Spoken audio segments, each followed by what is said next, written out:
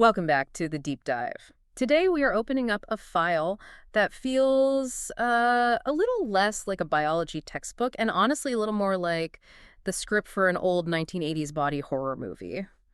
We're talking about something called cellular cannibalism. This is a dramatic way to start, I'll give you that. Yeah. But clinically speaking, you aren't really wrong.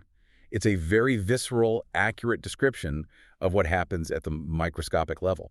I mean, normally when I think of a virus, I think of a little hijacker. It breaks into a cell, makes copies of itself, and then explodes the cell to get out. It's a smash and grab. But the family of viruses we are looking at today, they do something entirely different. They don't just invade the cell. They turn the infected cell into a weapon against its own neighbors. That's right. They force the infected cell to just melt into the healthy cells next to it. Melting together. So you end up with this massive multinucleated blob, just a giant cell that keeps eating its way through the tissue. And that blob has a name that is going to come up about 100 times in the next hour. It's called a syncytium. Syncytium. And that is the calling card of the family we're covering today, right? The Paramyxoviruses. It is a heavy-hitting family. If you're a pediatrician, or frankly any doctor who deals with lungs or rashes, these are your absolute bread and butter. We're talking about measles, mumps, parainfluenza, and respiratory syncytial virus, RSV. Plus a few really terrifying emerging threats involving fruit bats and brain inflammation, which we will definitely get to later. Oh, we will. But the mission today is to build a mental model. We aren't just memorizing lists of symptoms. We want to understand the shared blueprint of these viruses, specifically how that fusion machinery works, and then we need to differentiate them. Because clinically, they present very differently. One might give you a full-body rash, while another makes a toddler sound like a barking seal. Right. And to do that, we're using Murray's Medical Microbiology, specifically Chapter 48, as our structural spine today. We're also pulling some really high-yield virology details from Javert's Chapter 40 to sort of flesh things out. And for the medical students listening in, we're going to hit those exam differentiators hard. The 4 C's of measles, the steeple sign, the mucus plugs. So let's dive right into the blueprint. Let's do it. Section 1, the Paramyxovirus blueprint. Before we get into the specific diseases, I want to understand the family tree. Murray breaks this down into 3 main genera that we care about. How do we organize these in our heads? Think of it as a spectrum of invasion. First, you have the morbillivirus genus. That is where measles lives. Think of this one as the systemic invader. It starts in the lungs, but it goes absolutely everywhere. Okay, so morbillivirus equals measles, the body-wide storm. Next. Then you have the Paramyxovirus genus. This includes Parainfluenza and Mumps. These are what I like to call the gland and throat attackers. Parainfluenza stays in the throat, Mumps goes for the glands. And finally, The pneumovirus genus. This is RSV, and the more recently discovered metapneumovirus. These are the lung cloggers. They dive deep into the respiratory tree and stay there. got it. So we have measles as the systemic one, parainfluenza and mumps as the throat and gland attackers, and RSV as the deep lung clogger. Now, let's zoom in a bit. If I'm looking at one of these under an electron microscope, what exactly am I seeing?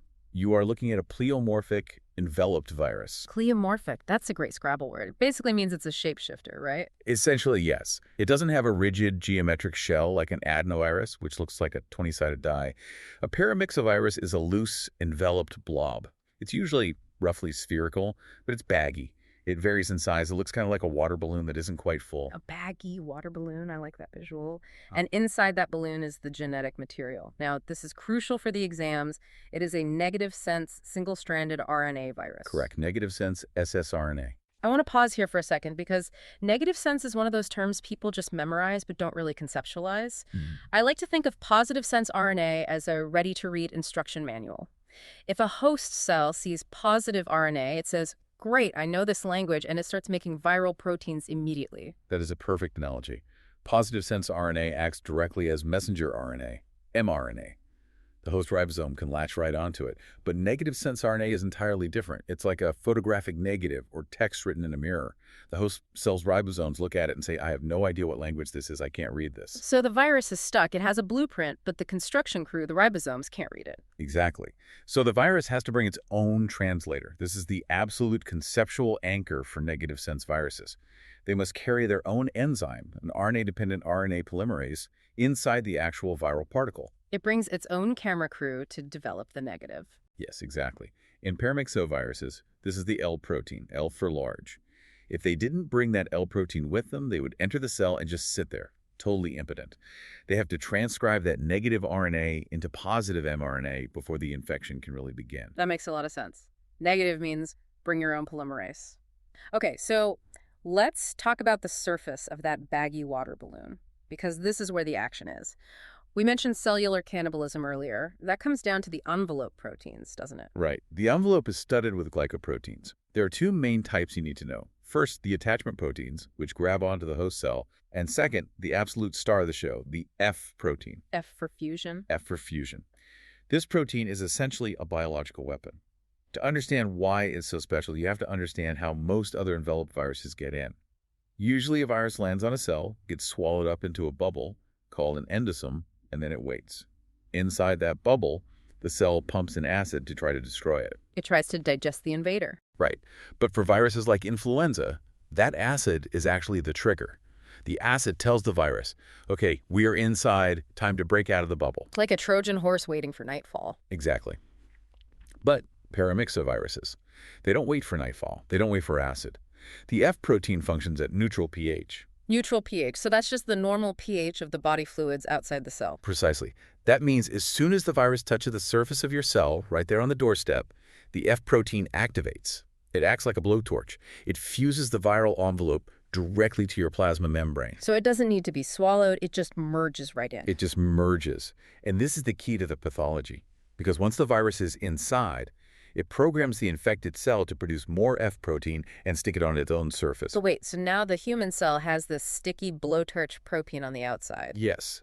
So what happens when that infected cell bumps into a healthy neighbor cell? It fuses with it. Froom. The membranes melt together. Now you have two cells combined into one. Then they bump into a third and a fourth. And that's the syncytium. That is the syncytium, a giant multinucleated mass of cytoplasm. This is brilliant for the virus because it allows it to spread from cell to cell to cell without ever having to go outside into the bloodstream or the extracellular fluid. Which is where the police are, the antibodies. Exactly. It hides from neutralizing antibodies that are patrolling the extracellular space. It's a stealth movement. That is the syncytial storm. Okay, so the F protein does the fusing, but something has to grab the cell first to hold it steady. And I understand this varies by virus, and this is where the alphabet soup gets a little thick for students. It does, and this is a classic exam differentiator. We call them attachment proteins, but they have different names based on what chemical activities they actually possess. Let's run through them. Let's start with Parainfluenza and Mumps. They have the HN protein. H stands for hemagglutinin, N stands for neuraminidase. That sounds a lot like the flu, H1N1. It is very similar activities to influenza. The hemagglutinin grabs onto sialic acid on the cell surface. That's the handle. The neuraminidase is the scissors.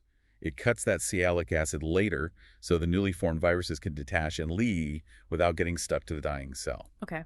HN for Parainfluenza and Mumps. What about measles? Measles has the H protein, hemagglutinin only, no neuraminidase, and crucially, it doesn't bind sialic acid. It binds protein receptors, specifically CD46 and SLAM. So measles is H only, and RSV. RSV has the G protein. It's just a glycoprotein. It grips the cell, but it has neither hemagglutinin nor neuraminidase activity. So let's recap the alphabet soup of attachment. Parainfluenza and Mumps have HN. Measles has H, RSV has G. And they all have F. And they all have F, because without F, there's no fusion and no infection. Precisely. All right. We've got the blueprint. Sticky bag of negative RNA brings its own polymerase, fuses at neutral pH to make giant cannibalistic cells. Now let's see what happens when these things actually get into a human body. Let's start with the big one, section 2, measles. Measles, or rubeola. This is the systemic storm. We often think of measles as a skin disease because of the rash, but you classified it earlier as a systemic invader. The rash is just the billboard. The real action is happening everywhere else. We call this the host pathogen chess match. It starts with inhalation. Measles is incredibly contagious. It rides on aerosols, which are tiny, tiny droplets that can hang in the air for up to 2 hours. 2 hours, so I could walk into an empty room an hour after a sick person left, breathe the air, and get infected. Yes, that is why the R0, the reproduction number, is so high. It's around 12 to 18. You inhale it, and it enters the respiratory tract. Now, remember the receptor we mentioned just a minute ago? CD46 and SLAM. Right. CD46 is on almost all cells. Yeah. But SLAM, which stands for signaling lymphocyte activation molecule, is found on cells of the immune system. specifically lymphocytes and dendritic cells. So the virus targets the immune system specifically. It hunts them. It infects a dendritic cell in your lung. Now think about what a dendritic cell does. It's a sentry. Its job is to find a pathogen, gobble it up, and carry it to the lymph node to show the generals, the T cells. So the virus hacks the sentry. It uses it as a Trojan horse. The infected dendritic cell taxes the virus right into the local lymph nodes. Once it's there, it has an absolute buffet of T cells and B cells to infect. It replicates massively. This leads to primary viremia, which is virus entering the blood in small amounts. So now it's in the blood. It spreads to the reticuloendothelial system, the spleen, the liver, the bone marrow. It turns your entire lymphatic system into a virus factory. And then it releases the big wave, secondary viremia. That sounds like the main event. It is. This is a massive wave of virus flooding the body. This is when it hits the skin, the eyes, the central nervous system, the urinary tract. The viral load is astronomical at this point. So let's look at the timeline. I inhale the virus. How long until I actually know I'm sick? You have a solid 7 to 13 days of incubation. Silent replication. You feel fine, but the virus is building its army in your lymph nodes. And then? Then the prodrome hits. This is the 4 C's. You have a high fever, usually over 40 degrees Celsius, which is 104 Fahrenheit, and you get cough, coryza, which is a fancy word for a profusely runny nose, and conjunctivitis. Red, inflamed eyes. Very red. But I really want to emphasize the 4th C, which is technically a P, photophobia. The eyes are so inflamed that light physically hurts. You see these kids squinting, turning away from lamps. It is a miserable, snotty, red-eyed, high fever picture. So cough, coryza, conjunctivitis, and photophobia. Yeah. And right at this stage, before the rash appears, you get the hallmark sign, the pathognomonic sign. A couple of spots. Describe these for me, because I feel like every textbook says the same thing, but in real life, they are hard to spot. They're very subtle. You have to look inside the cheek on the buccal mucosa, usually right across from the molars. The classic description is grains of salt on a red background. Grains of salt. Tiny whitish-blue specks surrounded by a halo of red inflammation. If you see that, it is measles, period. There is nothing else that looks exactly like that. But they are fleeting. They pop up, and within 24 to 48 hours, they fade, just as the body rash begins. Okay, so the spots appear inside the mouth, then comes the exanthem, the big skin rash. Right, and the pattern is key for the exam. It starts at the hairline and behind the ears, then it spreads downward to the neck, the trunk, then the arms and legs. We call this centrifugal spread. Like someone poured a bucket of red paint over your head and it ran down? Exactly. Now, here is where it gets really interesting to me. The rash isn't the virus melting the skin. It's not. No. And this is the most critical concept for understanding the pathology. The rash is your own immune system attacking the virus. Specifically, T cells attacking virus-infected endothelial cells in the small capillaries of the skin. So the rash is actually a sign that your immune system is working. It's fighting back. Yes. The redness, the bumps, that is the collateral damage of a T cell war. Okay, hang on. If the rash is the T cells fighting, what happens if you don't have T cells? What if you are a child with leukemia or HIV or severe malnutrition? That is the terrifying paradox. If you have a severe T cell deficiency, you do not get the rash. No rash. No rash.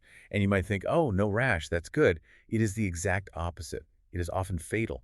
Because without those T cells to check the virus replicates completely unchecked in the lungs. It forms those massive syncytia we talked about. It's called giant cell pneumonia.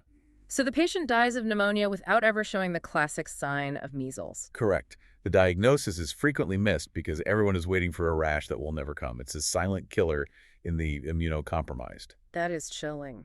Let's talk about the other complications. Because measles isn't just a bad week. It kills children. It does. Pneumonia is the #1 cause of death, accounting for about 60% of measles deaths. Often it's a bacterial superinfection, like staph or strep, because measles suppresses the immune system for weeks after the infection clears. Wait, it wipes your immune memory? It induces a state of immune amnesia. The virus infects and kills memory B cells and T cells. You might lose immunity to other things you've successfully fought off before. You are vulnerable to everything for weeks or even months. But there is another complication that involves the brain, one that happens years later. SSPE, subacute sclerosing panencephalitis. The time bomb. It is a time bomb. This is rare, maybe 1 in 10,000 to 1 in 100,000 cases, but it is devastating. This happens 7 to 10 years after the kid had measles. They recovered, they grew up, they're doing fine in school. Then suddenly their personality changes. Just changes out of nowhere. They become irritable, their grades drop. Then they start having myoclonic jerks, which are sudden muscle spasms, then seizures, then coma, then death. It is 100% fatal. Why? What is happening in there for 10 years? It turns out, during the original infection, a defective form of the measles virus got into the brain. It usually has a mutation in the M, or matrix, protein. This mutation means the virus can't assemble correctly to bud out of the cell. So it's stuck inside the neuron. It's stuck. But remember the F protein. It can fuse. It can still fuse. So even though it can't release infectious particles into the fluid, it can fuse the neuron to its neighbor. It slowly creeps from neuron to neuron, fusing them together, spreading deeper and deeper into the brain tissue over a decade. That is horrifying. A defective virus that just crawls through your brain. It is. And the immune system struggles to see it because there's no budding virus outside the cells. By the time symptoms appear, the damage is extensive and irreversible. And the only way to prevent it. Don't get measles in the first place. Vaccination. Which brings us to treatment. Is there anything we can do besides supportive care if someone catches it? There is one specific supplement that is incredibly high yield for exams and critical in clinical practice. Vitamin A. Vitamin A, like carrots. Essentially, yes. It sounds simple, but here's the mechanism. Measles virus replication depletes the body's stores of vitamin A incredibly fast. And vitamin A is crucial for maintaining the integrity of epithelial cells. The lining of your gut and your lungs, it's like the mortar for the bricks. So the virus steals the mortar and the walls crumble. Exactly. Vitamin A deficiency leads to much worse damage in the respiratory tract and the gut, leading to severe diarrhea. Studies have consistently shown that giving high-dose vitamin A to kids with severe measles significantly reduces mortality. It's a simple intervention that saves lives. That's a great pearl. Vitamin A for measles to rebuild the walls, and obviously for prevention, the MMR vaccine. Live attenuated. Highly effective. Yeah. But because measles is so contagious, remember that aerosol hang time? You need herd immunity of over 95% to stop outbreaks. That's why we see flare-ups whenever vaccination rates drop even a tiny bit. Okay, that is measles. Systemic, scary, 4 Cs, Koplik spots, head-to-toe rash, and the brain time bomb. Now, let's move to section 3. The virus that stays local but makes a lot of noise. Parainfluenza. The croup gang. So differentiation time, measles goes everywhere. Where does parainfluenza go? It stays in the respiratory tract, it enters the nose and throat, and it mostly stays right there. It rarely causes viremia. It's a squatter. And there are 4 types. Yes. Types 1 and 2 are the famous ones. They are the primary cause of croup, or laryngotracheobronchitis. That is a mouthful. Laryngotracheobronchitis. It describes the anatomy perfectly, though. Inflammation of the larynx, the voice box, the trachea, the windpipe, and the bronchi. This happens mostly in toddlers, usually 6 months to 3 years old. And the sound. I think every parent knows the sound. It's the barking seal cough. It's harsh, brassy, and terrifying to hear in the middle of the night. You also hear stridor. That's a high-pitched squeaking sound when the child breathes in. Why does it make that specific sound? It's all about anatomy. In a toddler, the subglottic area, the part of the trachea right below the vocal cords, is a complete cartilage ring. It cannot expand. So when the tissue inside gets inflamed and swollen from the virus, there is nowhere for the swelling to go but inward. It chokes off the airway. It narrows the airway into a tiny slit. That's what causes the turbulence and the high-pitched stridor on inspiration. And if you x-ray that swollen neck, you see a specific shape. The steeple sign. The trachea normally looks like a broad tube on an x-ray, but with the swelling, it narrows to a sharp point at the top, looking exactly like a church steeple. Okay, so types 1 and 2 are croup. What about type 3? Type 3 is a bit nastier for infants. It goes deeper. It causes bronchiolitis and pneumonia, looking very similar to RSV. And type 4 is usually just a mild cold. Why doesn't parainfluenza kill as often as measles? Because it doesn't go systemic. It doesn't hit the brain or the liver. But the flip side is, because it stays on the mucosal surface, you rely entirely on IgA antibodies for protection. And IgA is the mucosal pain antibody, right? Yes, but IgA memory is short-lived. It doesn't last for decades like IgG in the blood. Right. So you can get parainfluenza over and over again throughout your life. It's the recurring cold. Exactly. In adults, it's just a nuisance. In toddlers with tiny airways, it's croup. How do we treat croup? Mostly supportive. The old advice was to sit in a steamy bathroom or take the kid out into the cold night air. The cold air supposedly shrinks the swollen vessels. Does that actually work? Anecdotally, yes. Clinically, if it's severe, we use nebulized epinephrine. It powerfully constricts the blood vessels in the swollen airway to open it up quickly, and we give corticosteroids like dexamethasone to calm the inflammation down for the next day. And no vaccine for this one. No vaccine. All right. Moving on to section 4, another systemic one, but this one has very specific targets, mumps. The lumps virus. Like measles, it enters through the respiratory tract, gets into the blood, and goes for a tour of the body. But unlike measles, which hits the skin, mumps absolutely loves glandular tissue. And we have a mnemonic for this. Mumps makes your parotids and tests as big as POM. POM. Let's break down the POM. P is for Parotitis. This is the classic cartoon look of mumps. The chipmunk cheeks, the parotid glands, the big salivary glands right in front of the ears, get inflamed and massive. Is it usually both sides? It's often bilateral, but it can be unilateral. And here's a clinical clue. If you look inside the mouth, find Stenson's duct. That's the little tube where saliva comes out near your upper molars. In mumps, the opening of that duct will be bright red and angry. Okay, P for parotitis. O is for... Orchitis, inflammation of the testicles. This is the one every male medical student winces at. Let's talk about why this is significant. It usually happens in post-pubertal males. It is extremely painful.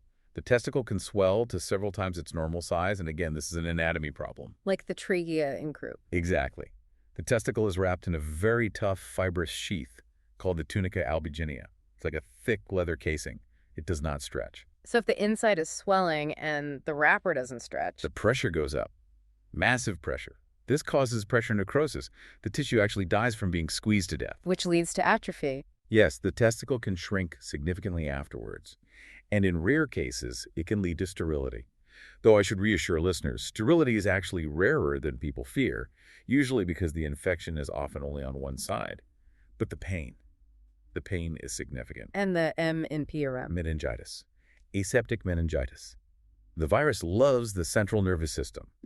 About 50% of patients have CNS involvement, meaning virus in their spinal fluid, even if they don't have a stiff neck. But about 10% get clinical meningitis. Mumps seems to target glandular tissue in general. Murray mentions pancreatitis, too. Yes. There's been some debate about whether mumps infection can trigger the onset of juvenile diabetes type 1 by damaging the islet cells of the pancreas. That link is controversial, but biologically plausible given the virus's love for glands. Prevention. The MMR vaccine again. We use the Gerald strain. It's effective, though immunity seems to wane faster for mumps than for measles. That's why we sometimes see outbreaks in colleges, young adults living in close quarters in dorms, sharing drinks with waning immunity. Okay. We've done the systemic rash with measles, the barking throat with parainfluenza, and the lumpy glands with mumps. Now, section 5, the one that fills up pediatric ICUs every single winter.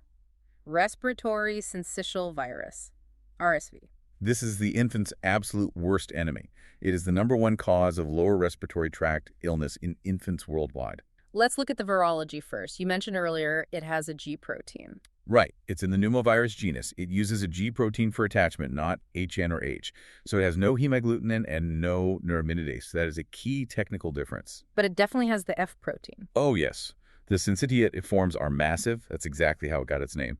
Respiratory syncytial virus. It destroys the respiratory epithelium and fuses it into sludge. Let's talk about the pathology. You called this the lung clogger. Paint me a picture of what is happening in a baby's lungs. Imagine the airway of a 2-month-old baby. It's tiny.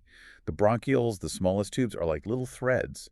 Now, RSV infects the lining of those threads. It causes the cells to die and slough off. So dead cells just fall into the airway. Dead cells, plus fibrin, plus a massive amount of mucus. RSV stimulates huge mucus production. All of this clumps together to form a very thick plug. It's like trying to suck a thick milkshake through a coffee stirrer. It's worse than that. It acts like a ball valve. When the baby breathes in, the chest expands, pulling the airway open slightly. Air gets past the plug. But when they breathe out, the airway naturally shrinks. The plug slams shut. So air gets in, but can't get out. Exactly. The air is trapped. The lungs get hyperexpanded. The baby is working incredibly hard to breathe. You see retractions, the skin sucking in between the ribs and at the neck because the vacuum pressure is so high. You hear wheezing and crackles as air tries to pop through the sticky fluid. This is the clinical syndrome called bronchiolitis. Classic bronchiolitis. It's incredibly predictable. It hits in the winter, November to April.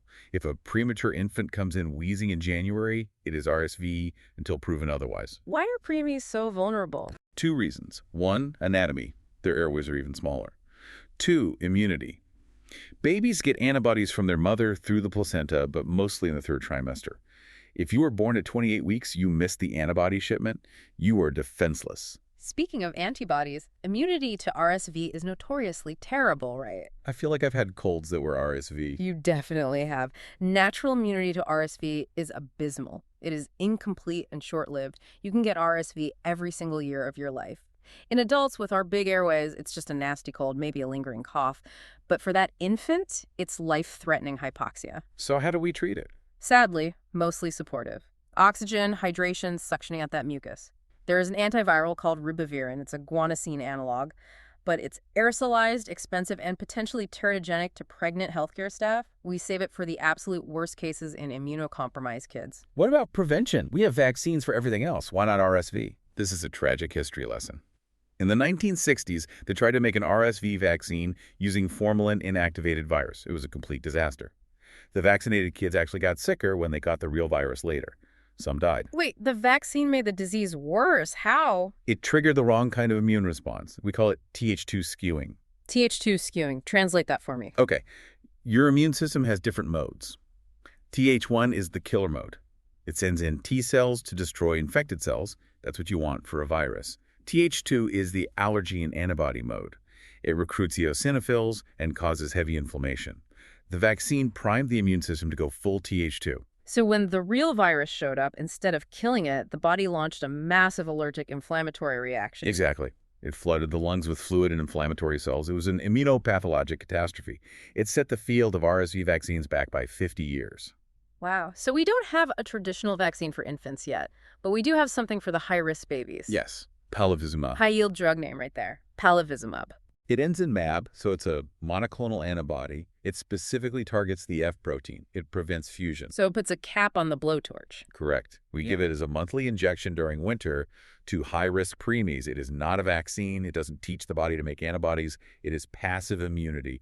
We are just lending them the antibodies for a month at a time. Got it. Blocks the F protein, stops the syncytia. Exactly. Section 6, the other guys. I want to briefly touch on human metapneumovirus. Think of HMPV as RSV's cousin. It was only discovered in 2001. Basically, doctors would see kids with classic RSV symptoms, the bronchiolitis, wheezing, but the RSV test was negative. So they looked harder. And found metapneumovirus. Same symptoms, same age group, just a different virus. You treat it the exact same way. And finally, the stuff of nightmares. The zoonotics, Nipah and Hendra. These sound like sci-fi villains. These are the Henipavirus genus. These are not human viruses by nature. Their reservoir is the fruit bat, specifically the flying fox. And how do they get to us? For Hendra virus, which was discovered in Australia, the bats infect horses. The horses get terribly sick, and humans caring for the horses get infected from them. And Nipah. Nipah is even scarier. In Malaysia, it jumped from bats to pigs and then to pig farmers. But in Bangladesh, there is no intermediate host. The bats drink the sweet sap from date palm trees. They urinate or defecate in the collection pods. Humans drink the raw sap. That is horrifically direct. And the result? Severe encephalitis. The virus uses that same F protein fusion machinery, but it targets neurons and endothelial cells in the brain. The mortality rate is staggering. 40% to 75%. 75% mortality. That is Ebola level. It is. These are biosafety level 4 pathogen. And what is terrifying is that they use the same basic Paramyxovirus architecture we've been discussing all hour. They're just a few mutations away from being more transmissible person to person. It really highlights that this viral architecture, the sticky bag of RNA with a fusion blowtorch, is like a loaded gun. Just a few tweaks and it goes from a common cold to a literal plague. Precisely. It commands respect. Okay, we have covered the blueprint, the systemic storm of measles, the croup of Parainfluenza, the lumps of mumps, the plugs of RSV, and the bats. We have built the mental model. Now we need to test it. It is time for Section 7, the SBA quiz. I will read a clinical vignette. I'll pause for a moment. I want you and the listener to try to answer it. Then I'll reveal the answer and the why. I am ready. Put me on the spot. Question 1. A 3-year-old unvaccinated boy presents with a cough, runny nose, and red, watery eyes. He is miserable and sensitive to light. 2 days later, his mother notices small white lesions resembling grains of salt on the inside of his cheeks. What is the most likely sequela to develop next? Okay, thinking out loud. Unvaccinated, Cough, runny nose, red eyes, those are the C's. Sensitive to light, that's photophobia. And the grains of salt in the mouth, that's the classic description of Koplik spots. So this is measles. Correct. So what comes next? The Koplik spots are the prodrome, so the next thing should be the big rash. Correct. The answer is a maculopapular rash spreading from the head down. The breakdown is this. Koplik spots are pathognomonic for measles. They appear during the prodrome. The exanthem, the rash, follows by about 12 to 24 hours, starting at the ears and hairline and moving centrifugally. For more on this, review the measles clinical syndrome section in Murray chapter 48. Classic timeline. Prodrome, spots, rash. Question 2. A 4-month-old infant born prematurely at 28 weeks is brought to the ER in January. He has rapid breathing, wheezing, and you see the skin sucking in between his ribs, intercostal retractions. A rapid viral antigen test is positive. Which viral protein is responsible for the fusion of infected cells seen in this condition? Okay, preemie. Winter, January. Wheezing. That screams RSV. The question asked for the protein responsible for fusion. Well, fusion starts with F. You got it. The answer is the F protein. The vignette describes classic RSV bronchiolitis. All Paramyxoviruses, including RSV, use the F or fusion protein to merge membranes at neutral pH, creating syncytia. This is also the target of palivizumab. Check out the Paramyxovirus structure section in Murray for the virology. F for fusion. F for fire. Question 3. An 18-year-old male presents with fever and bilateral jaw swelling. He complains of sharp pain when he tries to eat a sour pickle. 1 week later, he develops severe testicular pain. Which virus is the likely cause? The pickle part is a great detail. Sour food makes you salivate, which hurts if your parotid gland is swollen, the parotitis. Then testicular pain, or chitis, that's the P and the O. This is mumps. Correct. The answer is Mumps virus. Bilateral parotitis followed by orchitis is the classic presentation. The pain with sour foods is due to the obstruction of Stenson's duct. Murray covers this nicely in the Mumps clinical syndrome section. Don't eat pickles if you have mumps. Got it. Question 4. A 2-year-old wakes up in the middle of the night with a harsh barking cough and a high-pitched noise when breathing in. An X-ray of the neck reveals subglottic narrowing. Which virus is the most common cause? Barking cough is croup. High-pitched noise is stridor. The X-ray shows the steeple sign.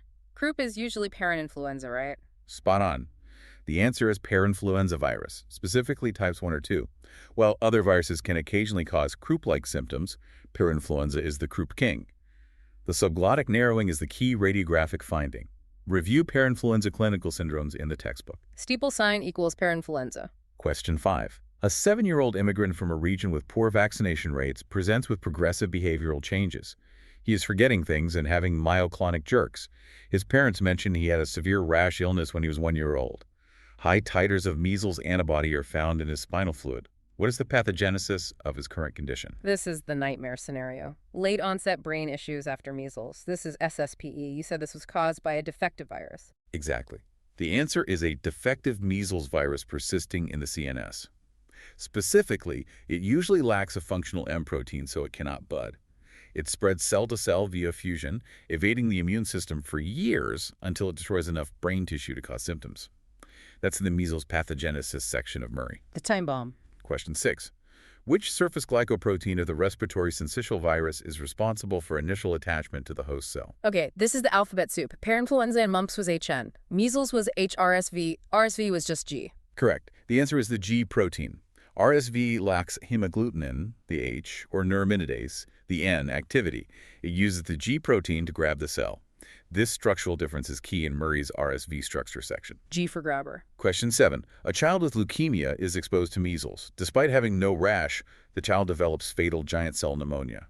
Why was the rash absent? This was the paradox. The rash is caused by the immune system fighting. Leukemia means no immune system, specifically no T cells, so no T cells, no rash. Exactly. The answer is deficient T-cell-mediated immunity. The measles rash is an immunopathologic response. It is the T cells attacking the virus in the skin capillaries. No T cells means no rash, but it allows the virus to replicate completely unchecked in the lungs, causing the giant cell pneumonia. Again, Murray's measles pathogenesis section is the reference here. A really sobering reminder that symptoms are often just the battle, not the actual invader. Absolutely. So that wraps up the quiz. Let's bring it all home. What are the big takeaways for the listener? If you take nothing else away, remember the big 4 and their mechanisms. 1, measles. It's systemic. Remember the 4 C's. Remember Koplik spots or salt. Remember the rash is T cells. Vitamin A is the mortar for the walls. SSPE is the defective time bomb. 2, mumps. POM, parotitis, orchitis with pressure necrosis, meningitis. 3, Parainfluenza, it's croup, barking seal, steeple sign on X-ray. 4, RSV infants, bronchiolitis, mucus plugs causing air trapping.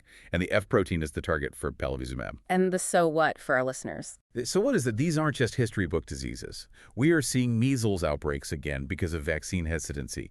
Mumps pops up in colleges. RSV fills ICUs every winter. Clinical pattern recognition, spotting that Koplik spot or hearing that stridor, is the difference between a correct diagnosis and a missed opportunity to isolate a very contagious patient. And for a final provocative thought. I want you to think about Nipah virus again. We spent an hour talking about how the F protein fuses cells to spread quietly. Nipah uses that exact same machinery, but instead of a rash or a cough, it liquefies the brain with 75% mortality. The Paramyxovirus architecture is incredibly efficient, it's adaptable, and it's just one species jump away from being the next pandemic. It's a reminder that we really need to respect the biology. On that cheerful note, thank you for taking this deep dive with us. For those of you with the Murray textbook, open up Chapter 48. Look at Table 48.2 to review those attachment proteins and Figure 48.3 to visualize exactly how measles spreads through the lymphatic system into the body. It really helps lock it all in. See you on the next dive. Stay curious.